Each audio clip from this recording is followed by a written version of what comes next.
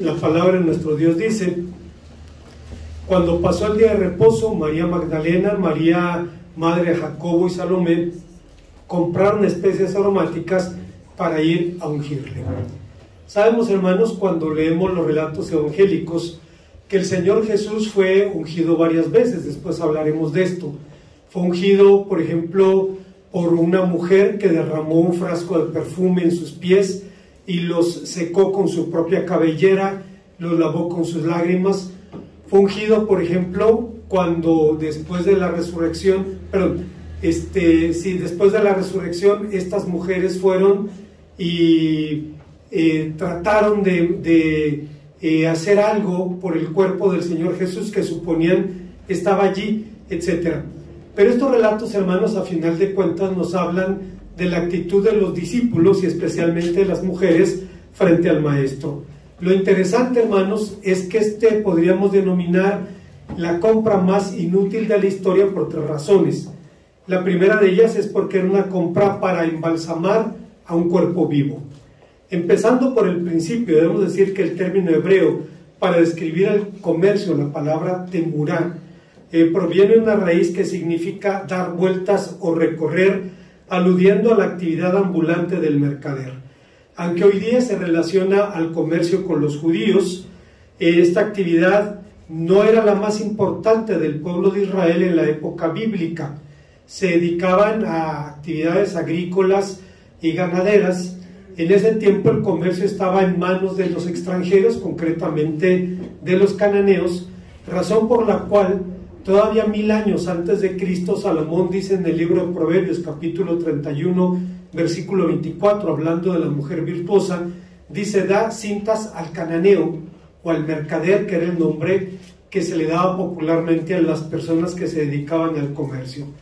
Sería hasta el exilio, cuando los judíos fueron privados de su propia tierra, que se dedicaron mayormente al comercio.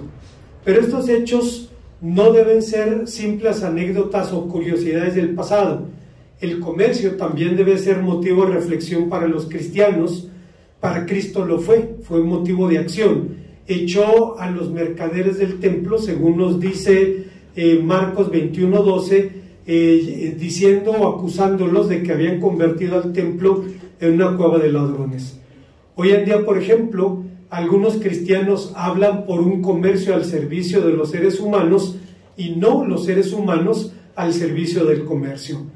A decir del profesor Christoph Stuckelberger de la Universidad de Oslo, según la Biblia, escuche usted, los criterios que deben regir la actividad económica, en particular el comercio de bienes y servicios, deben ser la justicia, la opción por el pobre, el pago justo, las relaciones transparentes, el rechazo de la explotación y el respeto a la vida, garantizando el cuidado de la viuda, de los niños y de los extranjeros.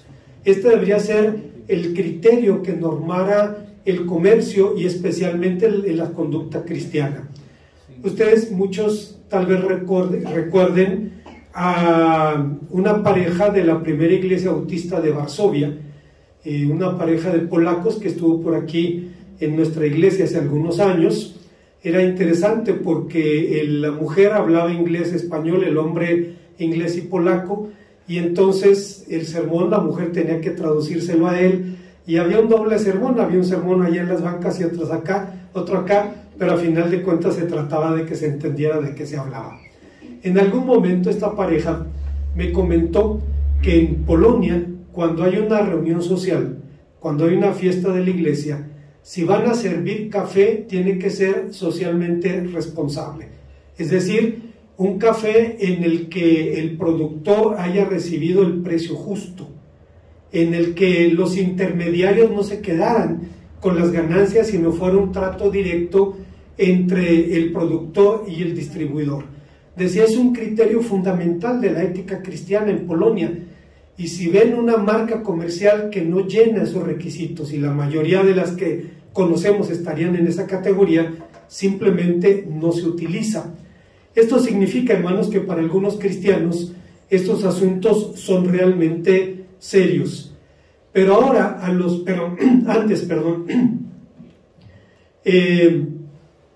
Pero regresando a nuestro asunto, las mujeres del relato tenían en mente una tarea sumamente grave: ungir al cuerpo del Señor, cuerpo que suponían permanecía en la tumba. Si nos preguntamos sobre sus motivaciones, es evidente que eran el amor y la gratitud. Entre ellas había quienes habían sido sanadas de enfermedades e incluso liberadas de posesiones, y en respuesta los seguían y los servían con sus bienes, como dice Lucas capítulo número 8. Durante el ministerio del Señor Jesús, para ellas el Maestro había sido como refugio contra el turbión, como arroyo de aguas en tierra de sequedad y como sombra de un gran peñasco en tierra calurosa. Pero ahora, a los ojos de ellas, el Señor estaba en una posición de vulnerabilidad y necesitaba de su protección, y acudieron a la tumba a pesar de los peligros que implicaba. Siendo honestos, la religiosidad puede servir para lo mismo que sirve un postre bajo en calorías. Ayuda con la imagen y ayuda también con el remordimiento. Pero no era el caso de estas mujeres. Su relación con el Maestro no era un asunto de imagen ni tampoco de remordimientos. De hecho, en esos días, la más impopular de las relaciones era precisamente con el Señor Jesús. El compromiso de estas mujeres no terminaba en la tumba. Habían servido al Maestro durante su vida, durante su ministerio, y decidieron que lo harían también después de la muerte. Pero se llevaron la sorpresa de su vida. En la entrada de la tumba fueron recibidas con la pregunta: ¿por qué buscáis entre los muertos al que vive? En la Biblia, la resurrección es una innegable obra divina. Si usted se pregunta dónde enseña la Biblia esto, bueno, hay una cantidad enorme de versículos que lo enseña. Hechos 2, 34 al 36, 3, 13 al 16, 5, 30, Romanos 1, 4, Filipenses 2, 10, 1 Timoteo 3, 16, etc. Pero según el Nuevo Testamento, la resurrección del Señor Jesús significó mucho más que volver a vivir. Significó mucho más que la victoria sobre la muerte. Significó la materialización de todas las promesas que el Señor Jesús había hecho a los suyos. Debemos recordar, hermanos, que la resurrección era la conclusión ineludible, inevitable de la fe del monoteísmo radical. Si Dios es Señor de todo, tenía que serlo también sobre la muerte. Era inevitable que se llegara a esa conclusión, aunque claramente la palabra de Dios nos enseña esta doctrina.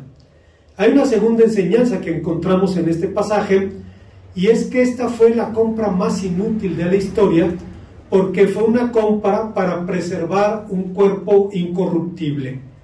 El término español unción traduce un grupo de verbos griegos que describen prácticas funerarias, consagraciones rituales y lavamientos corporales. Hay un abanico de significados en la palabra española unción. Estrictamente hablando, la unción de la que habla el texto era la preparación de un cuerpo para la sepultura. La expresión proviene del verbo perfumar. De hecho, embalsamar significa literalmente ungir con bálsamo. Para tal fin, el relato de Marcos cuenta que las mujeres hicieron una compra antes de acudir a la tumba, adquiriendo especias aromáticas. Aunque los judíos no practicaban técnicas funerarias tan elaboradas como los egipcios, no practicaban la momificación, preparaban a sus muertos con perfumes, ungüentos, aceites aromáticos, los envolvían con lienzos de lino, después los depositaban en la tumba. A decir del Evangelio de Juan, cuando el Señor Jesús murió, Nicodemo y José de Arimatea se apresuraron para bajar el cuerpo de la cruz, para tener tiempo de prepararlo para el sepulcro, antes del día de reposo. Prepararon el cuerpo, pero lo hicieron con tal premura que se hizo necesaria una posterior preparación más minuciosa, de lo que nos habla Juan 19:40. Las mujeres asumieron entonces esa responsabilidad, razón por la cual en la cristiandad griega, entre los cristianos de habla griega, a estas mujeres se las llama las mirróforas, es decir, las portadoras de la mirra. Sin embargo, con toda la nobleza de su corazón, con todo el reconocimiento que sus acciones merecen, los preparativos de estas mujeres fueron en vano, porque el Señor Jesús no se iba a corromper en la tumba.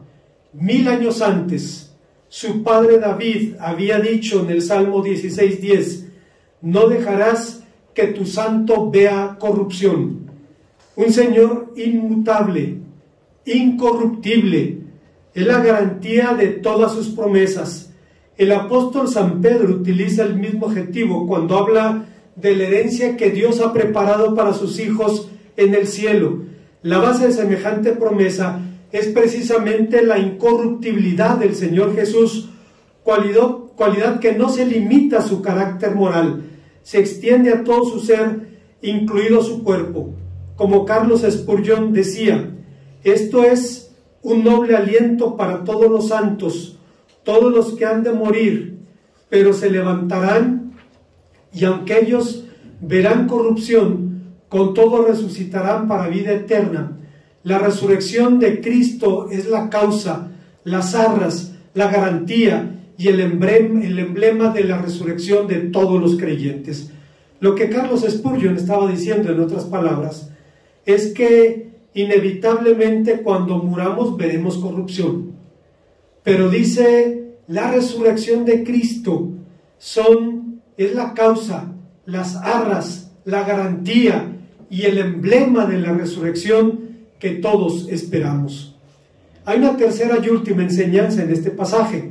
Estamos hablando de la compra más inútil de la historia, y el texto nos dice que era la compra para honrar al Señor de la gloria. Todas las culturas, hermanos, tienen lo que podremos llamar honras fúnebres. Los métodos y rituales pueden variar, pero los propósitos no. Los judíos tenían sus propios procedimientos. Aunque el contacto con cadáveres implicaba contaminación ritual, se debía un respeto religioso al cuerpo de un difunto. Podemos recordar al libro del profeta Amós, en donde Amós denuncia a un rey que calcinó los huesos de un rey enemigo, tomándolo como un acto de profanación. Era un asunto delicado.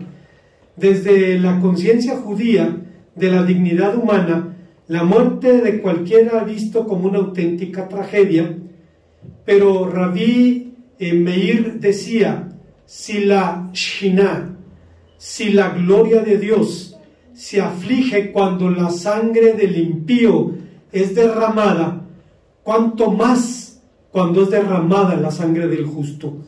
Si la actitud general del judío era respeto por el difunto, lo era mayor cuando se trataba de una persona amada, venerada o reconocida. Sin embargo, a pesar de la buena intención de estas mujeres, el Señor tampoco necesitaba honras fúnebres, entre comillas. De hecho, el Señor había dicho en Juan capítulo 5, versículo 41, honra de los hombres no recibo, lo que significaba que no buscaba ni el aplauso ni la aprobación de los que lo escuchaban.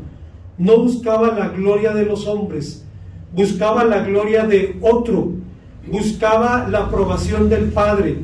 Claro que valoraba el servicio, y cualquiera decía, por ejemplo, en Mateo 10:42, que diere a un pequeño un vaso de agua, no carecería de recompensa. Por supuesto que honraba la lealtad y la devoción. Reconoció a aquella mujer que ungió sus pies en la casa de Simón el leproso, preparándola para su muerte, de quien dijo sería recordada cada vez que se predicara el Evangelio. Y 2000 años después estamos hablando otra vez de esa mujer. Sin embargo, la mayor honra que el Hijo podía recibir vendría del Padre, vendría de Dios mismo. Y San Pablo dice en una de sus páginas cristológicas más sublimes, por lo cual Dios también le exaltó hasta lo sumo y le dio un nombre que es sobre todo nombre, para que en el nombre de Jesús se doble toda rodilla de los que están en los cielos, en la tierra y debajo de la tierra, y toda lengua confiese que Jesucristo es el Señor, para gloria de Dios Padre. ¿Qué nombre le dio el Padre? Le dio su propio nombre, le dio el nombre de Señor, como dice Filipenses capítulo 2, versículo 11. Como alguien diría, la exaltación es el estado totalmente opuesto de la humillación. Aquel que por las exigencias de la ley, al cargar sobre sí el pecado del mundo, fue condenado, pasó de la sujeción y del castigo de la justa retribución de la ley. Aquel que fue pobre o que se hizo pobre por nosotros, volvió a ser rico. Aquel que fue desechado, fue aceptado, como dice Apocalipsis capítulo 12, versículos 5 y 10. Aquel que aprendió la obediencia, asumió el poder y la autoridad que le fueron entregados. Como rey, habiendo triunfado sobre sus enemigos por medio de la muerte, la resurrección y la ascensión, ahora lleva en sus manos las riendas del universo mismo. Como profeta guía a los suyos a la verdad por el Espíritu, y como sumo sacerdote no solo intercede, sino que vive para siempre para interceder por aquellos que se acercan a Dios. Pero Pablo fue incluso más allá, al señalar que Dios dio a Jesucristo el nombre que es sobre todo nombre. Es decir, Dios le dio su propio nombre, le dio el nombre de Señor. Este hecho era la base del consuelo y la esperanza de Pedro mientras estaba en prisión esperando su propia sentencia. Y lo mismo podemos decir de Pablo. Esta era la fortaleza a la que los filipenses en sus luchas y aflicciones tenían que acudir. Su futuro, no estaba en las manos de algún poder humano. Pablo y la iglesia sabían que su futuro, y el suyo y el mío, y el de todo el pueblo de Dios, estaban y siguen estando en las manos del Cristo resucitado. Como conclusión, la venta de la Torre Eiffel por parte del conde Victor Lustig fue algo increíble, pero su hazaña fue superada todavía por un escocés, Arthur Ferguson. En 1923, hace 100 años, en apenas 2 meses, vendió el Palacio de Buckingham por 2,000 libras, el Big Ben por 1,000 libras y la columna de Nelson por 600, todas a turistas norteamericanos. Lamentablemente, el comercio es un espacio propicio para el fraude y para el engaño. Sus desafíos éticos son tan antiguos como el comercio y siguen motivando la codicia.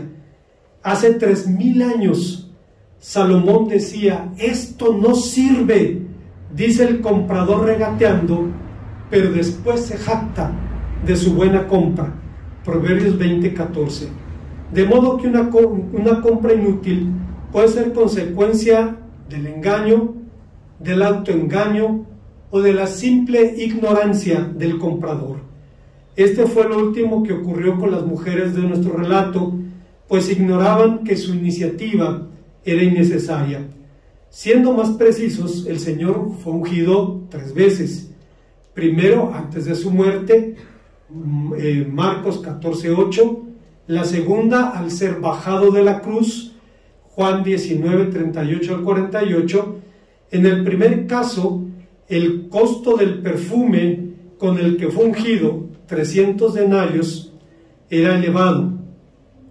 Se dice que se emplearon 32 kilos de especies suficientes para enterrar a un rey, pero no se dice una sola palabra sobre la cantidad que las mujeres invirtieron para ungir al Señor Jesús por 3ª vez, porque lo importante no era el dinero, sino el amor que las motivaba.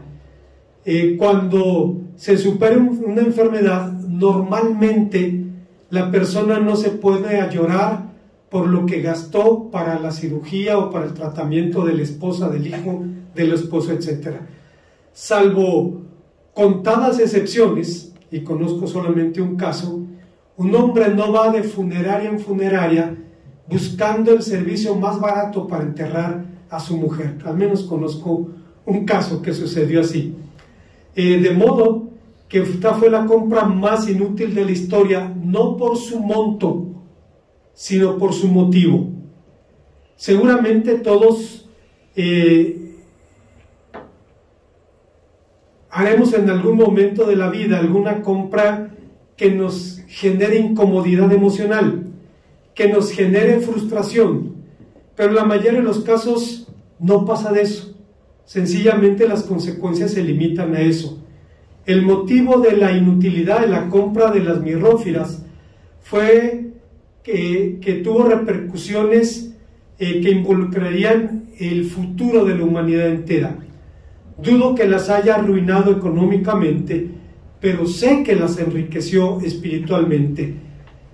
No debió amenazar su patrimonio terrenal, pero ciertamente selló su herencia celestial. Afortunadamente fue la compra más inútil porque el Señor estaba vivo, pero debemos decir afortunadamente también porque el cristianismo depende íntegramente de que sea verdad que Jesucristo resucitó entre los muertos, porque no existe en el Nuevo Testamento una fe que no parta a priori de la resurrección de Jesucristo. Esto lo dice Jürgen Moltmann, un teólogo alemán, quien a sus más de 90 años sigue predicando y sigue hablando de la resurrección de Cristo. Decía, el cristianismo apuesta el todo por el todo a la resurrección. Pablo dice, si Cristo no resucitó, vana es nuestra fe, estamos muertos, somos dignos de lástima, somos motivos de risa. Y luego dice, mas ahora Cristo ha resucitado, primicia entre los que durmieron es hecho. Como Louis Berkhoff diría también, la creencia en la resurrección tiene consecuencias doctrinales. No podemos negar la resurrección física de Cristo sin impugnar la veracidad de los autores de la Biblia que lo presentan como un hecho real. Esto afectaría nuestra creencia en la confiabilidad de la Biblia. Además, la resurrección de Cristo se presenta como un hecho de valor fundamental. Fue la prueba más importante de que Cristo era el enviado de Dios, que era su verdadero Hijo, como dice Romanos 1:4. Fue también la prueba suprema de la inmortalidad y lo que todavía es más importante, la resurrección se convierte en un elemento constitutivo del Evangelio, unas piedras fundamentales de la Iglesia de Dios. Si la obra expiatoria de Cristo habría de ser efectiva, tendría que terminar no con la muerte, sino con la vida. Además, fue el sello del Padre a la obra de su Hijo, la declaración pública de su aprobación, y por último, fue la entrada de Cristo a una vida nueva como cabeza de la Iglesia y como Señor del universo. Me sorprende esta frase de Louis Berkhoff, quien dice, si Cristo dijo, yo he venido para que tengan vida y la tengan en abundancia, si habría de cumplirse su promesa cuando dijo, porque yo vivo, vosotros también viviréis, su obra no podía terminar en la tumba, tenía que terminar en la vida. Y cuando el Señor resucita, puede garantizar todas y cada una de sus promesas. Ahora podemos entender por qué San Pablo decía, ¿dónde está, oh muerte, tu aguijón? ¿Dónde, oh sepulcro, tu victoria? Recordando, hermanos, que el Señor había vencido a la muerte, había demostrado la veracidad de su enseñanza y había puesto también el sello de la aprobación divina a sus promesas, permitiéndonos, hermanos, esperar confiadamente al día o al momento en que el Señor finalmente nos llame a su presencia. En tu presencia hay plenitud de gozo, delicias a tu diestra para siempre. Bendito sea nuestro Dios, quien ha garantizado cada una de sus promesas, venciendo aquello que para nosotros es imposible, la muerte misma. Oremos a nuestro Dios. Gracias, Padre Santo, por tu palabra, porque nos permite recordar las promesas de Cristo, nuestro Salvador. Y Padre, bendecirte porque sabemos que estamos en tus benditas manos. Te glorificamos en Cristo Jesús. Amén.